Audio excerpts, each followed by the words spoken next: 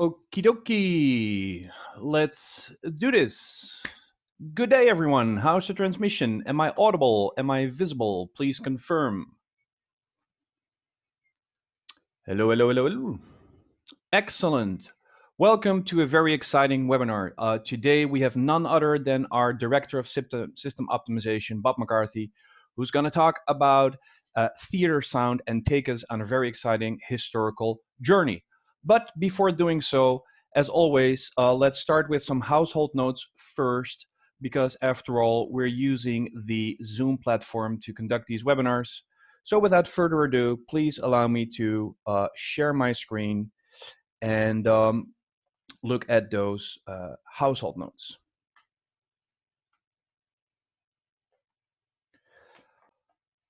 Okie dokie. So today is all about theatrical sound. But before doing so, we're going to look at the household notes first. We're using Zoom to conduct these webinars, and that means that in front of you, you are expected to have a window not unlike the one you see over here. If you would like to see who else is joining you on today's call, be sure to click on the participants button, which will bring up a dialog on the right side showing your fellow attendees today. We encourage you to ask questions also during the session, but in order to do so, please make use of the raise hand feature. Whenever you click raise hand, a blue hand icon pops up in the corner of my eye telling me that you're about to ask the question. Now, in order to ask the question itself, we encourage you to make use of the chat function. In order to activate the chat function, all that you have to do is click on that balloon icon in the bottom of the window, which will split the right pane in half, bringing up another dialog with a field at the bottom where you can enter a message. And then you have the option to address the nation, that is to say everyone that's joining us on the call, or if you happen to see a friend, family member, or a fellow colleague, then you can also address your message to that person in private. That means that for those that are joining us through the Facebook user group, our Meyer Sound user community, welcome to you as well. We're currently simulcasting as I'm speaking. This group has over 8,750 members and growing, so welcome to you as well. And as you've come to expect from us, this is going to be another episode in how we use the tool set, which is our turnkey solution for complete sound solution from design to deployment. And what's interesting is over here that we're going to see over 3 decades of this turnkey solution being put to practice. And that means that I'm very honored to introduce our Director of System Optimization, Bob McCarthy. Today is going to be a webinar about giants. And it was Sir Isaac Newton that said, if I see further, it's because I stand on the shoulder of giants. I'm quite confident at informing you that Bob is one of my giants, and it goes without saying that without Bob, I wouldn't be here. And we're going to see many more of these giants during the next 1.5 hours or so. So without further ado, Bob, I'm going to stop talking, and please take it away. Okay, testing 1, 2. Can you hear me? Yes, sir. I can hear you loud and clear. Okay. All right. So thank you, Merlin. Thank you, Meyer Sound, for inviting me to do this. And click start remote. Am I what? I gave you remote, and there we go. Oh, okay. Whoa, double. Okay. So what we're going to do is we're really going to just kind of do a fun journey. What this being asked to do this seminar made me go back and look back to almost 40 years of work and relationships and so many interesting jobs and so many wonderful people that I've had the opportunity to work with and to see the gear evolve. So it's I think it's an interesting story of how the tools that we use today came from the tools that we used a long time ago, and so much of the stuff is going to look so ridiculously like, wow, really old school. But think about what your current hot stuff is going to look like in the year 2056, and you sort of get an idea of where we are in the scheme of things right now. The picture on your screen right now is me back in around 1987 or so, with what we call the first generation of multi-channel Sim System 1. We didn't call it Sim System 1 at the time because we didn't know if there would be a sequel or where would we go from there. But that's the tool of the day. What now amounts to a just your laptop and a sound card, but you have the analyzer, you have its computer that was controlling it, you have the CP10s up there doing the optimization, and then the M1 and the B2 processors over on the side, which are part of what are now inside of speakers or inside of amplifiers and things. So let's go back now and start this journey.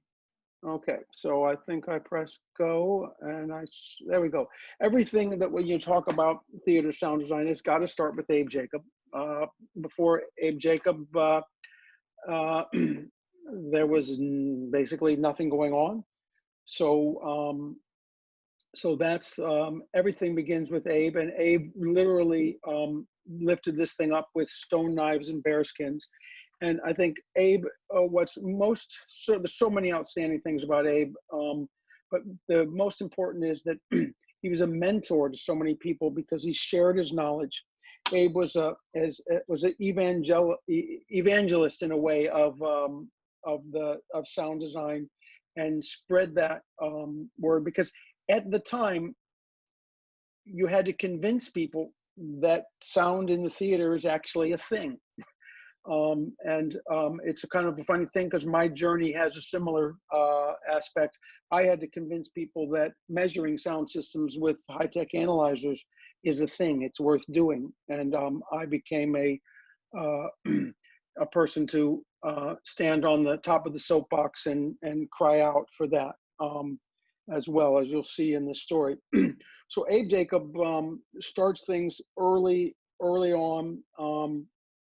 We can see a very natty picture of him here, sitting next to the Ultra monitor and some of the early tools.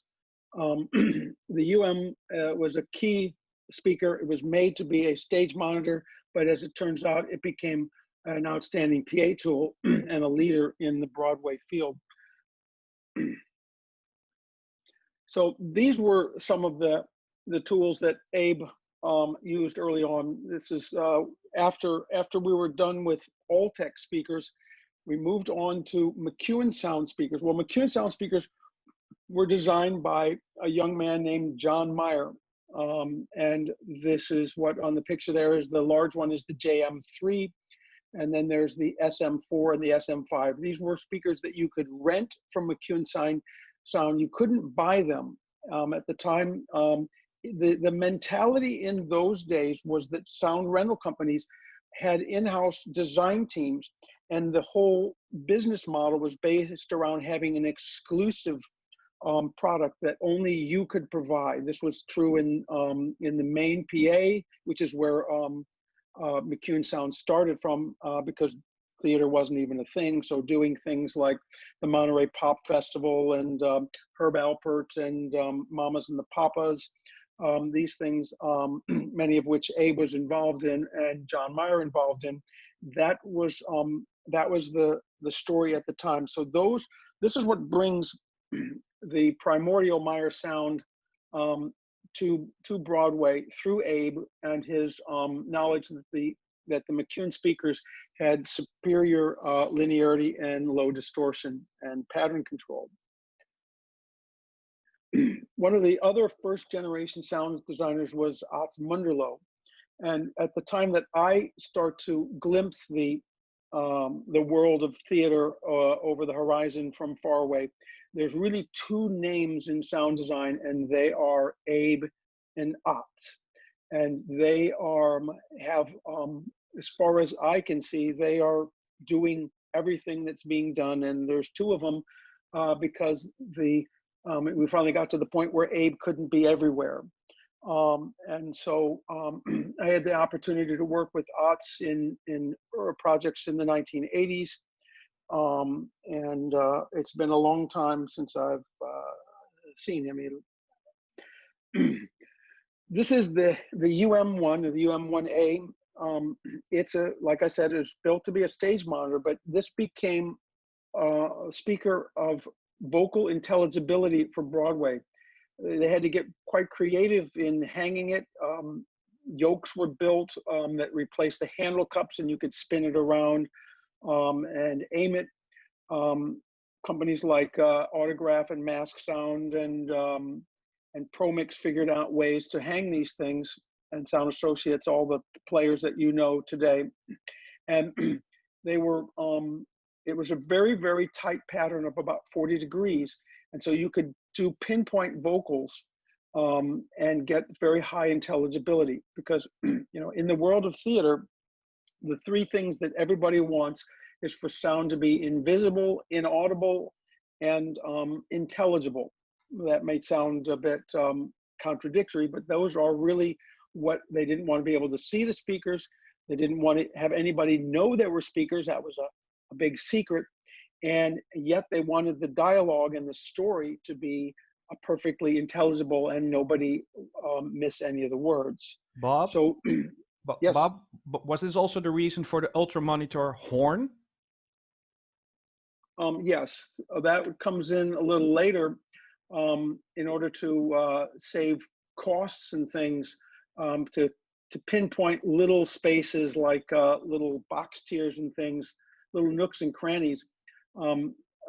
Sound designers would ask for a half of an ultra monitor, which was just the horn itself. So if you take that picture that you see there and cut off the 12-inch driver, you would have this horn, and you would aim this little shotgun of high frequencies at a place. Of course, you would have it would be usually next to a regular ultra monitor, but that could pinpoint a spot for coverage. So the speakers were not self-powered, but they were systems. So I'm going to go to the next slide here, which is the control electronics unit called the M1A, coming up. There it is. Whoops, I went 2 slides. And this, whoa, I'm getting dizzy. Okay, so this controller now is essentially the electronic crossover. It's the phase correction, it's frequency response correction, and it's all of the speaker protection. It's built in to as a mate to the amplifier. And the level control that you see there is where we would adjust the level of that system relative to other subsystems. So every channel of sound or subchannel, any place you wanted to break to a different EQ level or delay, you had to have a separate one of these electronics units, which cost around $1,200 at the time. So it wasn't something that you took lightly. So sound design was very careful to figure out just how many channels were needed and make the breaks accordingly. So Abe requested a companion to the UM1, a speaker that could do wide coverage and do more of a wash type of sound rather than a something so tight. So that's what the UPA was developed under Abe's guidance, and it's essentially the same strategy as the UM1, but with a different horn shape.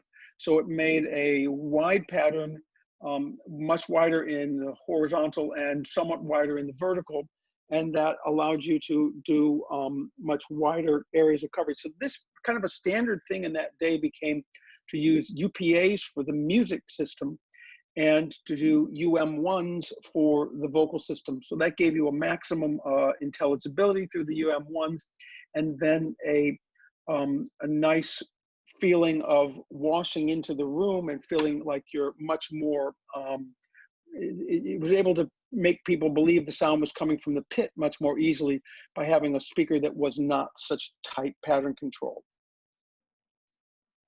And what you see in that picture is UPA #1, the first one that was ever made, which was returned, and that's hanging there in Helen's office.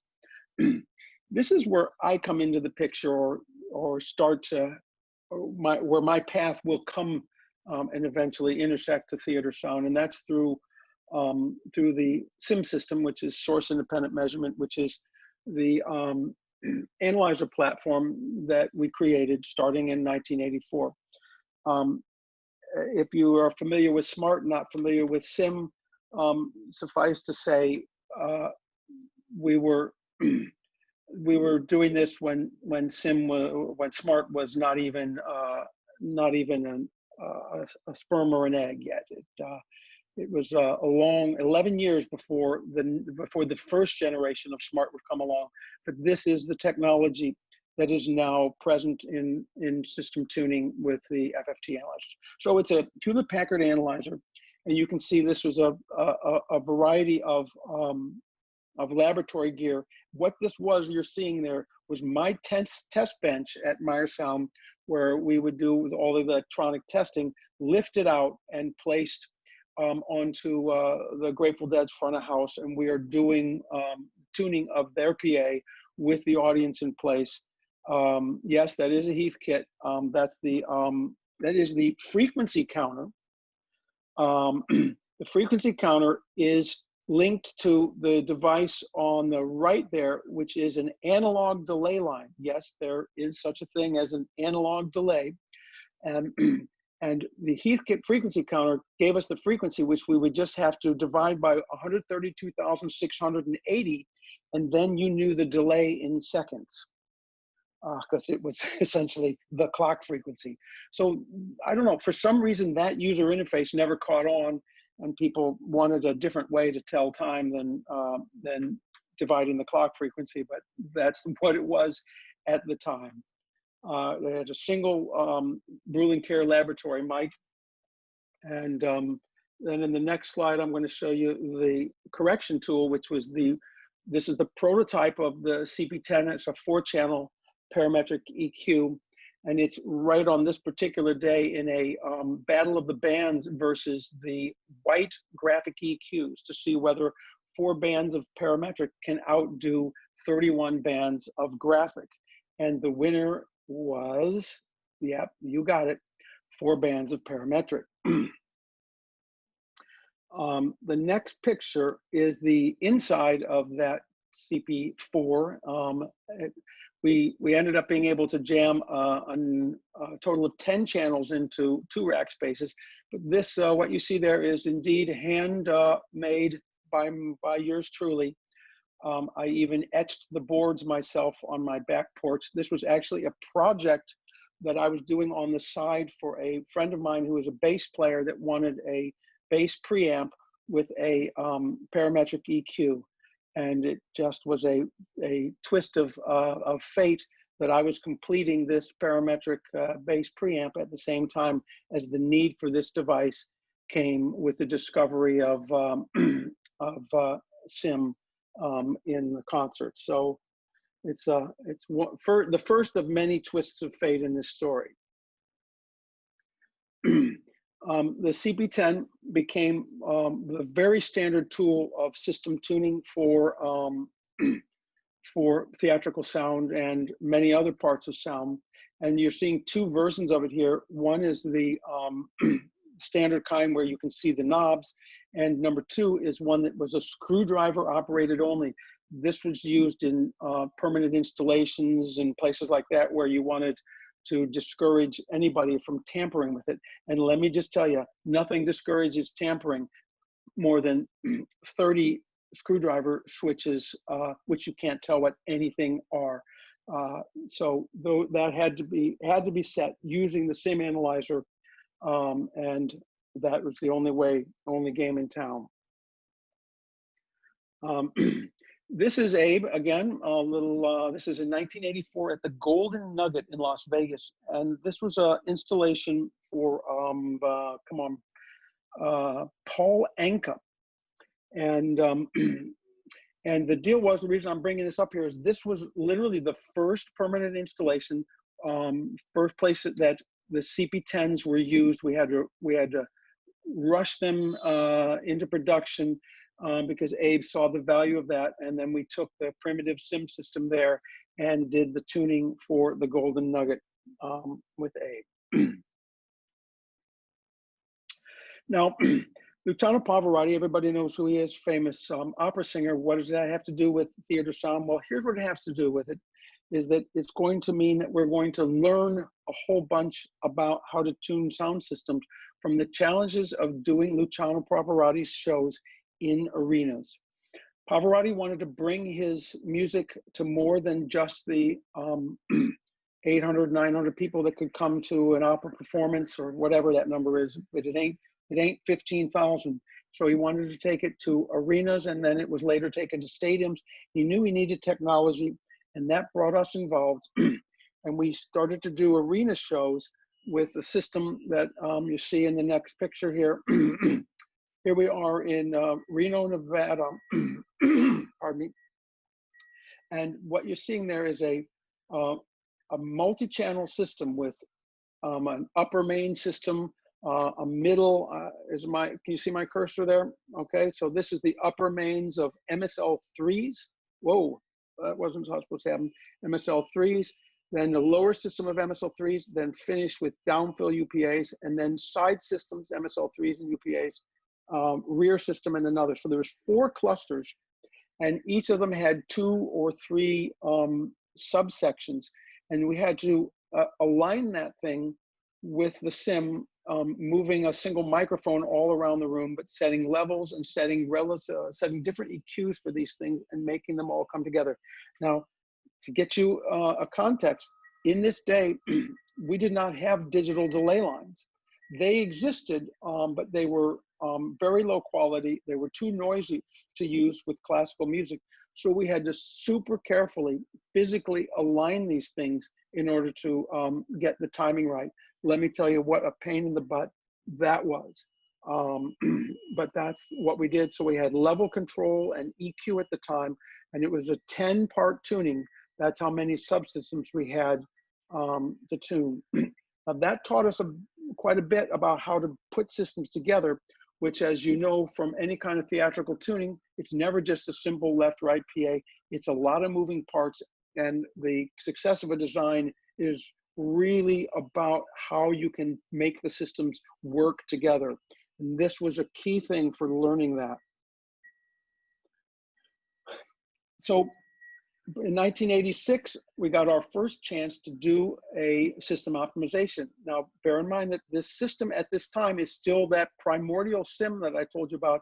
It's still just one microphone being moved around the room, but we have this interface box with a big, like a big giant multi-switch on it that you could tick, tick, tick, tick, and click between different EQs. So you had a big giant snake of cables going into the EQs, but still you're stuck with one microphone. And I picked up this this picture. I just looked at all the chess pictures on the internet, and it was really funny because when Merlin later pointed out something amazing in this picture, hey, what is the truck that's parked in front of the theater? Let's take a little closer look. Come on, baby. We'll go to the next one, please. There it is. Autograph sound. How about that? Well, that's that's a funny thing. I'm sure it wasn't there to repair anything. It was just there to pick up the check, right? Okay, we all agree on that. But Andrew Bruce was the designer. It was great to work with Andrew, but the chess in London was a tremendous lesson, and it was a lesson in, oh my God, we don't know what we're doing. We are not ready for this, okay? In the end, it was a successful result, but the deal was that it took us 6 nights to do this tuning, and an extremely embarrassing and difficult process. The thing that went on was, by having this single microphone, I had one microphone, which I would place down here, and I would measure the lower system. We had inners and outers. And then I would move it upstairs to what they call the circle, and I would do its inners and outers. And then I would go up to the balcony and do its inners and outers. And then I would come back down here, and after I put them together, the work that I had done upstairs and in the circle had screwed up everything downstairs. So then I fixed that, and now I've screwed it up in the middle, then I've screwed it up there. And it went on like this. The famous picture, the carpenter who's trying to level the table by sawing it down, and then he's got to saw the other one down. And it was just nuts. Andrew was super, super patient, but it really taught us we were not ready for prime time. I got another picture of this just to sort of give you the sheeting chart. Come on, baby. You can change. There it is.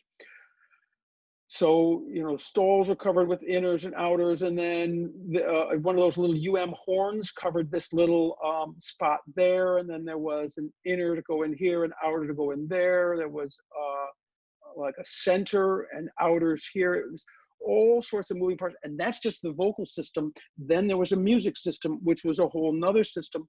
So it was quite the affair, and whoa, okay. So that taught us we needed to build a true multi-channel system. And these gentlemen right here in the Southern Alberta Jubilee Auditorium, you owe a debt of gratitude to, because they are the guys that bought a SIM system that didn't exist. In 1986, they put the purchase order in, which meant that we had to make this thing. And let me tell you, it was the scramble of our lives to meet their deadline, because the money was going to vaporize on February 15th, which was the fiscal year at that thing. That was our deadline. And I with my friends was up, Pete Soper was there, Paul Kohut. We went 36 hours continuous to get that thing out the door on February 14th, 1987, and on its way to Calgary. So this is what we call SIM1, and it's a complete multi-channel system. It had 8 microphones could be switched, and it had access to 8 EQs so that you could switch between monitoring any EQ and match it with any mic. And it had an internally built digital delay, which is also controlled by the computer. So all of this was under control of computer. You never touched anybody's front panels. You just did it off of the computer. That was SIM System 1, and that would be the tool that we would use for the next 4 years. And here's it is. You can see it in all of its 600 pounds. That's 300 kilos of glory. So anybody wants to complain to me that SIM 3 is heavy and big, which my wife complains on a regular basis, well, talk to me. This was big. This was heavy. And I personally carried this up the steps to the top seats of the Oakland Coliseum Arena, where basketball arena, step by step, without a Genghis Khan style, without even a wheel. So I know how heavy this thing is. So anyway, that's the tool. And here it is in action. And it was called SimCAD. But this was before CAD meant computer-aided drafting. We call it a computer-aided device. It's funny, both words ended up stolen into different things. Sim now means something, a phone card, and CAD means drafting. So we really hit the jackpot on names. But what you see there is the measurement tool. It's sitting on top of all those switchers, and it's got the CP10s and the M1, the CEUs, the control electronics units, and the amplifiers, where all the settings are done. So why are we going to Japan? Well, that's a kind of an interesting twist. Well, Japan is a very important part of this story. It turns out we are going to learn lessons in Japan, and we're going to have a chance meeting that are going to be very fateful. So I came to Japan at the invite of a Japanese pop artist, Yumi Matsutoya. And we did her shows, her arena shows every year. I did them for 5 years. I toured all over Japan, and we would do sometimes 4 and more nights in the same arena. Places like the Budokan that you saw, Osaka-jo Hall, and these places. And I would put 8 microphones out in this arena. And the beautiful thing is, literally nobody would touch them. Okay, that's so we got to see what was going on during the concert all over the hall. So it was unbelievable learning opportunity to see and understand multi-channel system operation, and be able to, we would be in a hall 4 nights in a row, so that what we found the first night, we would be able to make small changes, maybe a splay angle change, maybe an aim change, maybe turn down a subsystem 2 dB or something. But we make those changes and then have another night to learn it. So this was a tremendous learning opportunity. Some of the key people here, Akio Kawada from Soundcraft, he was the real the pusher behind this.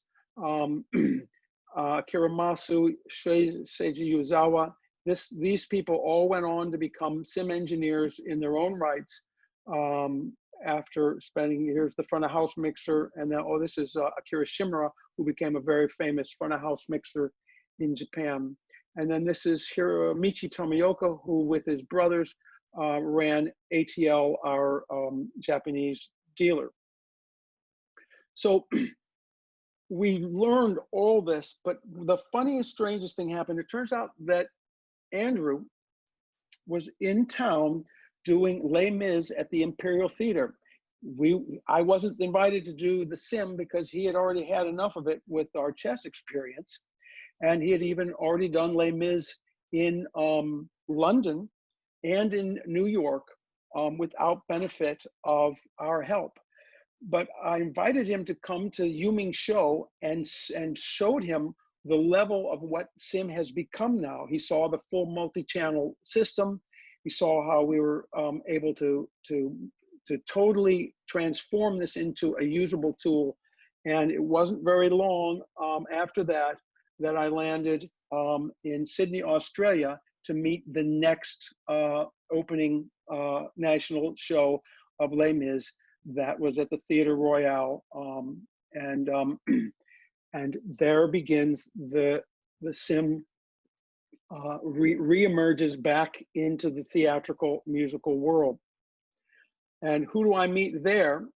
A very young, handsome man, Jonathan Deans, who is, Andrew wasn't there, and Jonathan was taking the show at that point. Andrew couldn't be everywhere, so he's moving this show, and we worked together on this. And also the show the system is provided by John Scandrett of System Sound, who, these are people who have spent, well, you of course know Jonathan, but you might not know John Scandrett if you don't do a lot of work in either in that part of the world, Eurasia, or I'm sorry, not Eurasia, but Oceania. But he's very big in theater there, wonderful guy. So we did that show, and then onward, Les Miserables became a staple for me. I don't know how many productions I did, it'd be interesting to know, but I did many in many, many places. The next stop was the Schubert Theater in Boston. And at that time, what I found was I got, we're working with Tony Miola as well as Andrew, and that's where I also meet Mark Menard. And so that was beginning. I think I had met Tony once before, but this was where we really started to work together. And I believe on the night of this tuning, Tony ended up in the hospital in a unfortunate incident of, you know how dangerous the theater is, you fall in places and down you go. But this was underneath the stage, which is where we were set up to do the tuning of Les Mis, and you can see all the CP10s that were there. There was a couple of delay lines, not very many, because people were very selective about the use of delay lines. Like I said before, they were expensive, they were noisy, and they were a real choke point in the dynamic range. They only had 96 dB of dynamic range. Rest of your system has got 120, and you can't have audible noise in the theater world. That's one of the things that gives away your sound system that you don't have, that is invisible. Remember, it's invisible, inaudible, and intelligible. So on this particular night, we got another real interesting lesson learned. We did the sim during the concert, and we got ourselves a real a lesson in oh, maybe that's great, but not so much. We had successfully done all this concert work with Huming, but that was essentially a left-right system, mostly mono. And so any kind of cross-pollination between left and right was pretty benign, pretty small thing. But here you had a completely separate music system from a vocal system. And so the electrical reference that we had for the vocal system, we would see the vocal system, but it would also get acoustic energy coming from the music system. So, oh my God, we were seeing 20 dB variations showing up in the data, and wild variations in coherence. And then if you just take the measurement at the same location again, it would be 10 dB different from what you just saw. It's like, wait a minute, we have pollution in the data. So you cannot measure these systems in concert if you don't have isolation, so that you have an acoustical feed that is very closely linked to the electrical reference that you have. And so that was okay, we have our limits. But we still had lots of work to do. The first show on Broadway that used Sim 1, there were various ones where John had taken some portions of Primordial Sim to Broadway and worked with A, but this is now bringing the full multi-channel, and it was with Tom Source of Mask Sound for a musical called Serafina. You've probably, unless you are a real theatrical person, you don't know Serafina, but it was a apartheid themed musical while apartheid was still going on. I just saw a message, I think. Oh, there it is. Sim 1 was used on Anything Goes in 1987. There you go. Okay. But was that on Broadway? I think that was in the city with the first hamburger, because that's what I remember first meeting you, as you told me this is New Haven. I think it was in New Haven.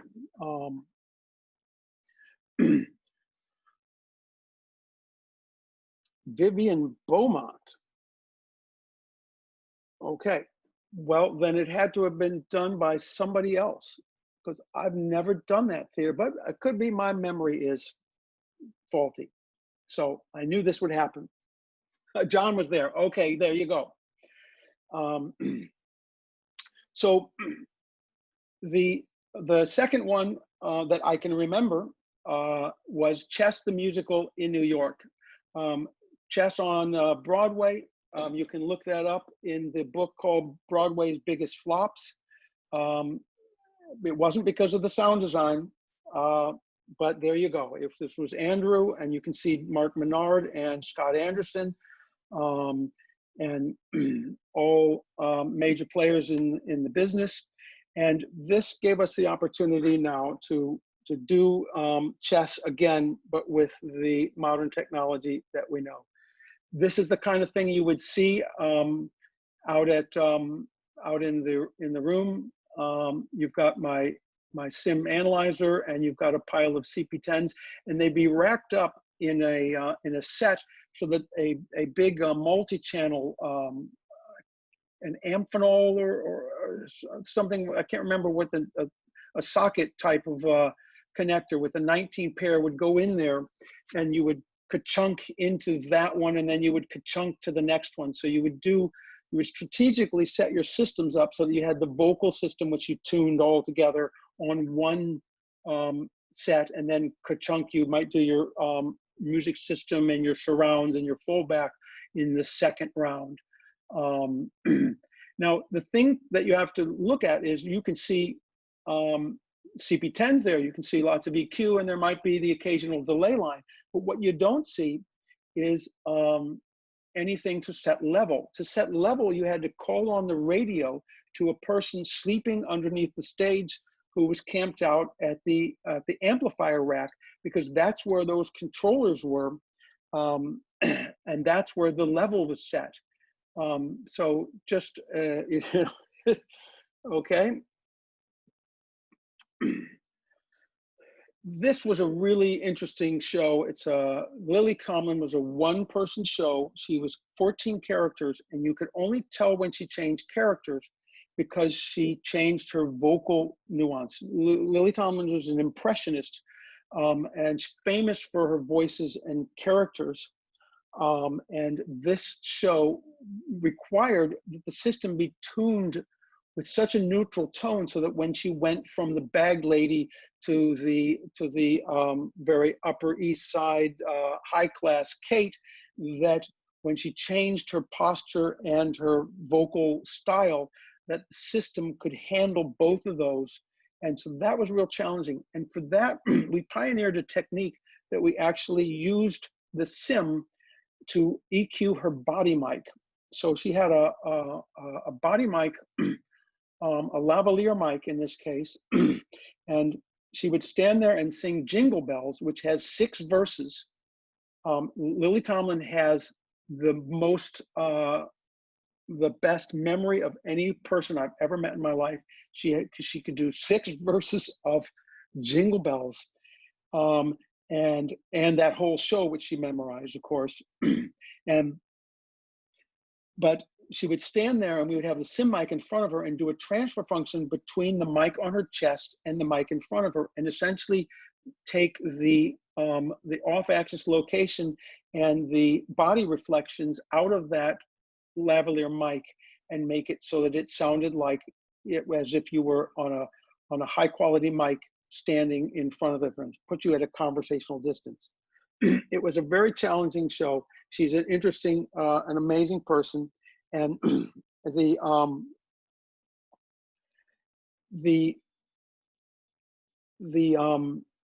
she'd been told this crazy story about how she had to have speakers that matched her voice, that speakers had to cross over at 800 hertz. And so we were told never to discuss the crossover, which I'm not a good person to say, don't tell somebody the truth. I told them I was never going to go with that line. So eventually it came up, this crazy question of what's the crossover.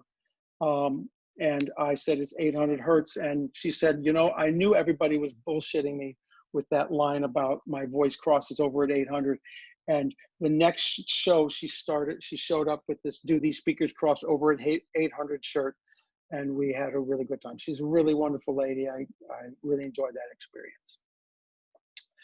In the course of working with Lily, the sound design was taken over by Tom Clark, who went on to found the Acme Sound Partners, an extremely successful Broadway sound design partnership. And I also did a whole lot of work with Tom through Artec. We did multiple symphonic halls together all over the world. Now, one of the, of course, original Acme Sound Partners was a guy who you know very well, Nevin Steinberg. And Nevin, of course, has gone on to great fame and done so many accomplishments. I could spend the rest of the time listing them off. But suffice to say that that's, you know, how far we go back. That's when I met him, when that company was just formed. A very bright group of people with a really good business model, which was they knew that sound designers, you know, they get super successful, and then they run into trouble because they can't be everywhere at once. And so by making the sound design the partners, they could straddle the load and get somebody there all the time to keep everybody taken care of. It was a good model, and I know that Nevin has done you know, partnerships since then. We will show you that a little bit later on. I came to Broadway again to work with Abe Jacob on a show called Black and Blue, which was really a wonderful, wonderful show. And it was interesting because it had a stage that was on a gigantic roller, so it could roll when they danced, it rolled upstage, and when they would just do a band number, it would roll 20 or 30 feet downstage. So we had to do two tunings, separate timing for the music PA, depending on where the band was, and that was a pretty cool thing. And it's there that I meet Duncan Robert Edwards. Everybody knows Duncan. Duncan has gone on to a great career of so many things, not the least of which was the opening of the Beijing Olympics and Saturday Night Live and Jimmy Fallon and Seth Meyers and on and on. And I've had many opportunities and always enjoy working with Duncan. Very smart, very sensitive, and really knows how to take care of his clients. Just a super gentleman. This is a picture of a backstage area of a permanent install of a very complex multi-channel system with surrounds, separate vocal system, separate music system, and you can see just how complicated these things can get with all those levels of EQ and separate channels. And look at this, look at amplifiers. As Merlin put it earlier, that's a lot of BTUs, and boy, it is. So that was, the tuning was done there back with the Patch Bay, and on you go. Moving forward with some of the technology, the next generation, the MSL2A was a speaker that really was really enjoyed by the sound designers. It's basically a more power, more depth of range, expanded range over the old UPA, because it had the 15 and it had a wide horn. And so this became a really popular music system. It's still in demand today, believe it or not. I tried to buy some used from Dominic at Sound Associates about 3 years ago, because I said, you've got to have these laying around. They've got to be, you've got no use for them. He says, oh no, I still rent them out. Sim System 1 was what was developed by Meyer Sound during 1990, and we put it on the market in 1991. Why did we do this? Because nobody else would. We went to Hewlett Packard, we went to Brewing Care. We were just a small speaker company. We went to them, we gave them the entire recipe of this analysis system, told them this is what the system needs to be. The market's ready for it. They laughed at us and said, there's no market for this thing. So that's why we built it ourselves. And so that's the tool. Everything that you see really comes since then. Smart, all of these tools are based on the same math, the McClellan-Parks algorithm, which basically gives you the constant Q transform of 24 points per octave, bringing the FFT analyzer, which was a scientific tool with linear response, into the audio world, which wants to see a log frequency response. For the first time now, somebody besides a Jedi can look at a screen and know what it means. And that was really the transformative difference. So now it greatly opened up the ability for people to do the sim themselves rather than this small group of us. Here you can see John Meyer and Fred Weed. Fred Weed was the software designer. He did the GUI. They are tuning the Grateful Dead's PA at this time. And that's Don Pearson's back in the photo there. Next chapter brings you to level control systems. This is an innovation pioneered by LCS founders Jonathan Deans and Steve Ellison, who wanted to be able to bring spatial audio to the world of theater, and they did it by creating this this tool, level control systems. The first implementation that I had anything to do with was the George Lucas Super Live Adventure in Japan. Brought me back to Japan again. I ended up doing the tuning. Why did I do the tuning for this thing? Well, when you have 1 million channels of audio that you're going to do steering all the sound between them, you have to make sure the system is well tuned, because it's going to go through this this space mapping process, which you see right here, which is based on the concept that you're going to be moving through these nodes and virtual nodes, these trisets, that they have to be of equal level as you move through them for the math to work. This was an analog system at this time, was in 1992. The original version of it was, and there's, you can see the programming, but basically what that meant is you could map out and you could make trajectories of sound, and you could spin things all around the room, and you could decide that in 2.7 seconds it will move from this location to that location, and it will move this particular arc. This, of course, is now that's the technology that all these different people are using in their platforms. Okay, so let's see the next one. Okay, the CQ is another evolution in technology. It, along with the UPA-1P, brought the self-powered systems onto the theatrical market. That was the next generation. This really starts in 1994, and these things start to move in and become the superior tools for doing the work. The CQ is a beautiful speaker. It took arrayability to the next level, and so that you could really get precise coverage locations. You could really say, I'm going to take the coverage from here to here, and then I'm going to hand it off at this location. The LD88 was the digital implementation of what you saw before on the LCS platform. So you've moved it into the digital domain, and of course, it's much more powerful, and the interface is got way more functions. This is the Q station,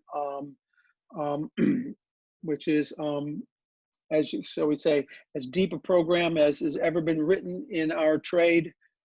It's so powerful. There are so many options that I don't think there's any one person except for Richard Bugg, Steve Ellison, and Jonathan Deans that, well, maybe there's about 10 people that can do everything, but there's a whole lot of us that can do, you know, a tip of the iceberg of what this system is capable of doing. It's quite amazing.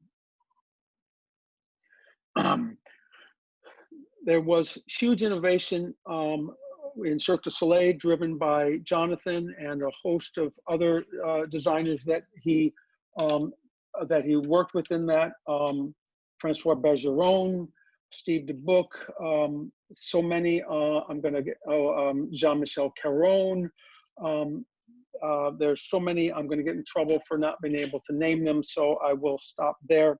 But it's a super long-term relationship. He's done so many of these. There's a list somewhere in this. Oh, there we are.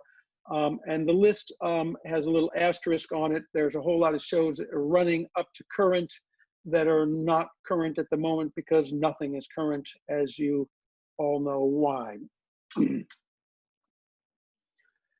The Matrix 3 was the next generation. I'm proud to say I was one of the first users of that system. This is where I'm going to meet Richard Bugg, and we're going to go and we do the Tokyo Disney Sea project, which would have been the first implementation of it, except that it was delayed, and Disney California Adventures got it first. But 2001 is when this system went in, tremendously powerful, and networked through CobraNet, which was a new thing. We had them spread all over the park. Sim 3 comes along in 2003. It's essentially, I like to say, 3 times faster, 1/3 the weight and 1/3 the price of the one before. Yes, looks very light. There you go. So yeah, that's so this is still what I own here in my house. I'm doing a tuning on Monday. Interestingly, I'm doing a tuning in Virginia. I've shipped my Sim 3 down there, and I'm going to tune the sound system through Team Viewer and VNC Viewer, and I will tune. And somebody's going to move mics with me on a phone, and we're going to tune the system safely from my home in Virginia, and that should be an interesting moment. So there you go. Wicked is a show that I'm proud to have have a long-term relationship with and an ongoing sense. I've been part of that with Tony and Kai for many years now, and all over the world. It's a wonderful show, and this was the original version in at the Curran Theater in San Francisco. And this is where we start to move into the M series. It uses the M1Ds and M2Ds and various very young of the M series line arrays were used. Maybe the M2Ds weren't at this first one, but they would come into later versions. And I'm going to tell you, here's Tony and Kai. And we've worked together on many productions. I can't tell you where. I think this is at the Pantages in Los Angeles. I believe where this is. Is we going to the next picture? Did I do something wrong? There it is. So I wanted to show you, this is where the speakers are. What do you do when you got a dragon sitting where your speakers are supposed to be? Well, you have to go with 2 sets of speakers. So those are the main vocal arrays, which you see straddling the belly of the dragon. That's how creative we have to get when, remember, we're invisible, inaudible, and intelligible. So that's where we have to be. Here's our music system. That's the lower system hidden amongst the scenery. And here was a upper music system. There's many different versions, and we've just now we've moved. The show is in its 13th year. Okay, I'm getting something. Whoops! I just got a correction from Tony. Let's see what it is. Pre-paint. Okay, yeah, John was there. Okay, pre-paint. So yeah. Oh yeah, that's right. Because nowadays we have them. The speakers are themed with the brown. They're rustic and all that, so they really fit into the scenery. This is a picture of how we approach the tuning. I'm showing you a seating chart with 16 mics, 1, 2, 3, 4, 5, 6 on the upper level, 7, 8, 9, 10. So those are 10 mics going top to bottom of thing. And then I've got 11, 12, 13, 14, 15, 16, total of 16 mics, which we place in advance because we don't have 6 days to tune. Remember that story? Nobody's got that. We literally have 1 day to tune this very complex system with its music systems, upper and lowers, its vocal system, uppers and lowers, its surround systems, its delays, its little alcove fills, its fullback, its front fills, its stage effects, all these things all knocked out in a single day. So we have to have all of our mics in position, ready to go. And then there's a couple of moves. If you think about a football chart, we would, then everybody moves position. A couple of mics flip to the other side, and a couple of moves, and you're good to go. Okay. Whoops, we went past one. I wanted to show, yeah.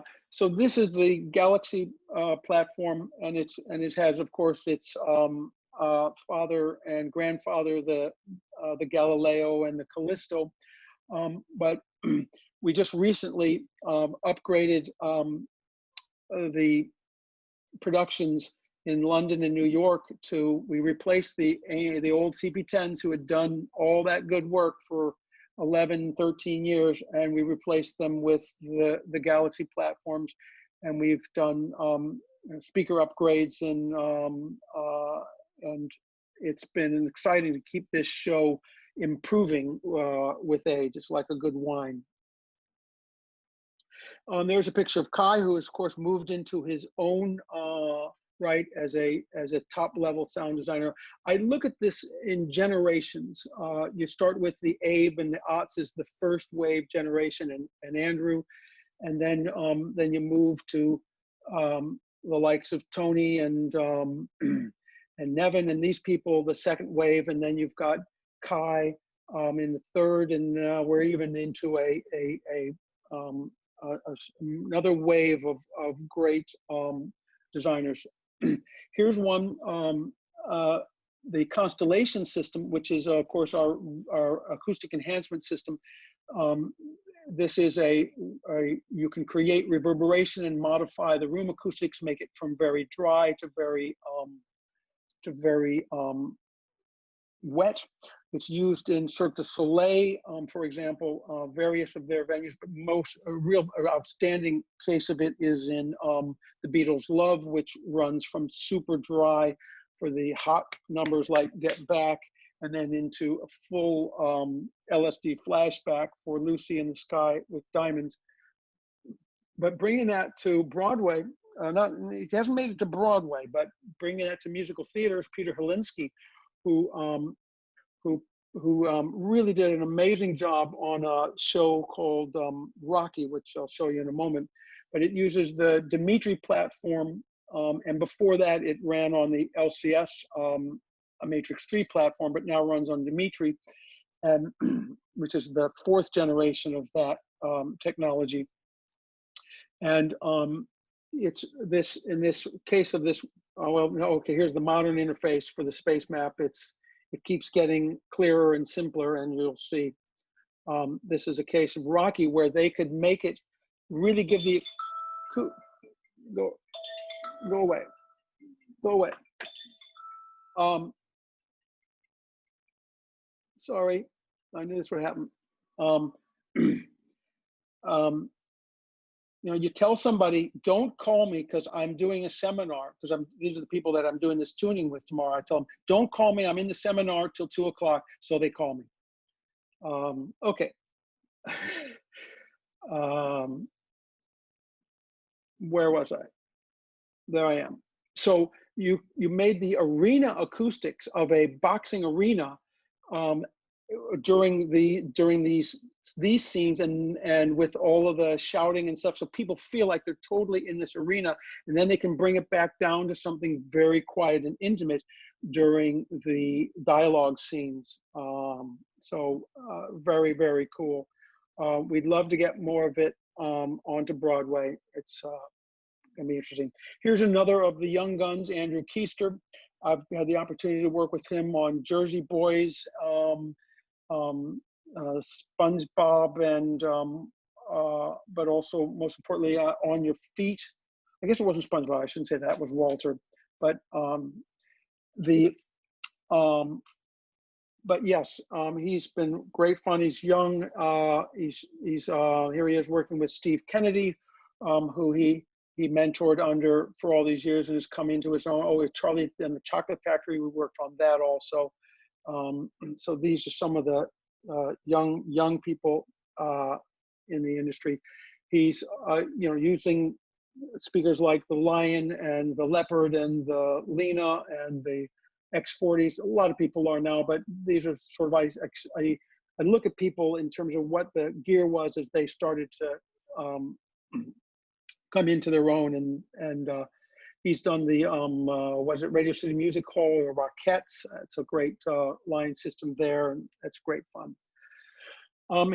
This is Jessica Paz, really interesting woman making her way in the industry.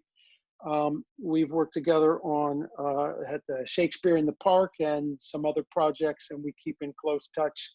And here she is with Nevin, partnered up. They did Hades Town and won the Tony Award for that. Of course, you know, Kai had won the Tony Award earlier for the band's Visit. So we're really excited about the recognition. Of course, we know who should have received Tony Awards, every single person that's been shown in this thing, but let's not go there. The Tony Awards missed some of the best names in at least in my lifetime. So all I can do is move on from here. This is Nick Pope. We got to do a real exciting project together called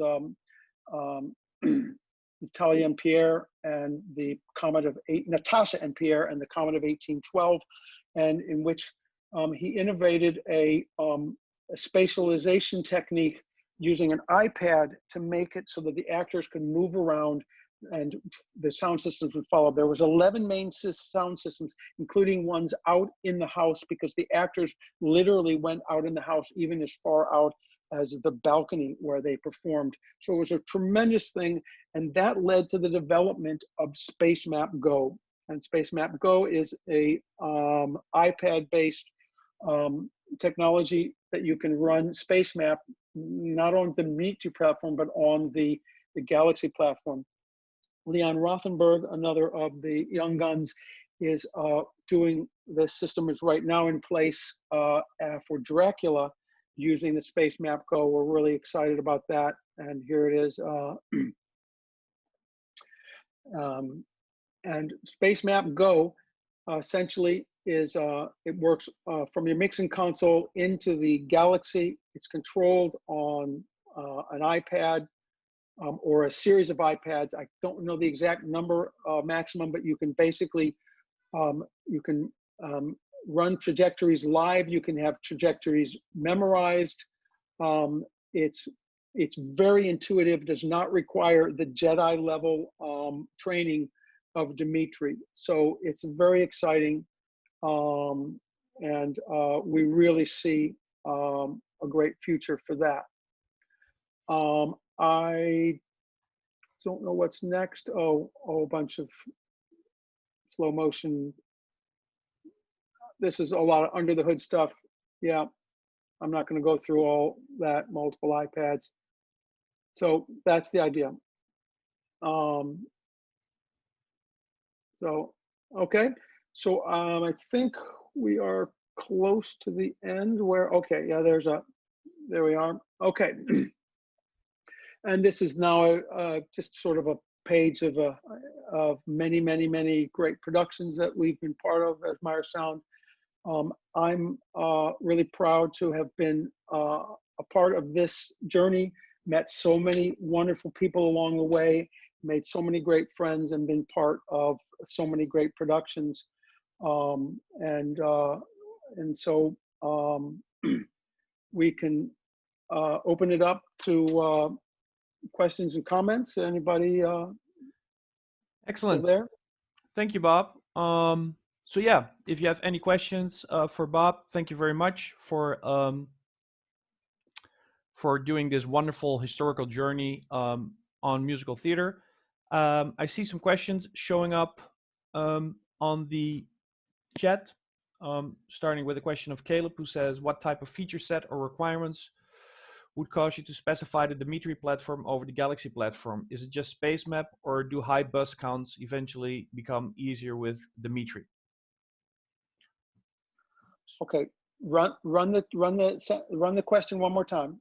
What type of feature set or requirements would cause you to specify the Dimitri platform over a Galaxy platform? Is it just the SpaceMap, or do high bus counts eventually become easier with Dimitri?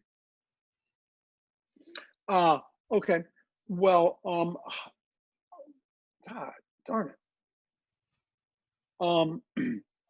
High bus counts certainly are going to become easier with Dimitri. The Galaxy platform is limited. 3264, I believe, are the numbers. And you know, the Dimitri is insane. So if you are capable of handling Dimitri and Q-Station, then you know Compass Go is basically is space. You know, it's Dimitri light in a lot of ways. And SpaceMap Go. SpaceMap Go. Sorry. Yes, thank you. Also, the Galaxy platform does not have the constellation, the VRAS reverberation. Those features are not there. And it's nowhere near as Q-based, although it can interface with QLab and operate that way. It's quite young. It'll be interesting as it evolves. It's got its life whole life ahead of it. So I don't want to get too caught in what its tool set is at the moment, and where things will go in the future. To what extent the next level platform is Right, because it's important to point out that of course SpaceMap Go is a slim version of the larger Dimitri platform, but still it has a huge capability because it allows you to run 4 galaxies, which means that anywhere as much as 64 outputs, 32 inputs, and a vast amount of cross points that you can set. But right. the bus count is of course different. Um, Yes. we have another question from Christopher. No, sorry, from Ken, who said, which version of Sim was first to give the operator a full 20 hertz to 20 kilohertz frequency view? No, that was Sim 2. That's the key. Sim 1 and Sim 0 we're still using the Hewlett-Packard analyzer. We didn't make our own analyzer. We made a control platform and access, multi-channel access to the Hewlett-Packard analyzer, but it was doing the math crunching. With Sim 2, which is 1991, that's when you have the full spectrum. And what that's made up of is eight of the FFT analyzers, each running linear and then combined and stitched together to make a logarithmic response. You don't realize that. That's what's inside of your smart is 6 or 8 FFT analyzers running in parallel to make that frequency response that you see as just one big response is really a stitched together, a mosaic of these multiple responses. Thank you. Question of Christopher Dean: what's the future roadmap for Sim? I'd say it's in flux, right? So too soon to tell, too early to tell, but yeah, I can tell you that it won't be there won't be a Sim 4 tomorrow. I can tell you that with great confidence. Especially with basically our entire industry has just you've taken the box and you've spilled the entire contents on the floor. So we're all looking and to figure out where the pieces, how to put it all back together. It's a challenging time, and I know it's challenging for pretty much everybody on this call, no matter what part of the industry you're a part of. What you're connected to, challenging time. So the thing to know is that at the end of the day, we made Sim 2 because we were because nobody else had even thought of it, and we had been thinking of it for 7 years and needed and wanted this tool. And obviously, as you can see, a testimony to its success is the fact that there's like 5 companies whose entire business is making this technology. Our core technology still is speakers, and that's what we sell a lot of. I always tell people, it's like, well, you might sell a system with 16 leopards per side, but the maximum number of Sims you're going to sell in that system is 1. So it makes it difficult to convince everybody to put that to the front of the list, especially when it's an $800 market right now, which is what the reality is $800 is the market value of an analyzer. And so it's a challenging and interesting time. We'll see. Cephas Wesley thanks you. You are a true teacher and an inspiration to people all over the world. Well, thank you, sir. And Lucas points out that Dimitri Q station also made its way to cruise ships and yes. has huge capabilities. Oh, excellent. Okie dokie. More gratitude to you. Guillaume says that all people involved in Meyer, inspiration for the people around the world. Thank you very much.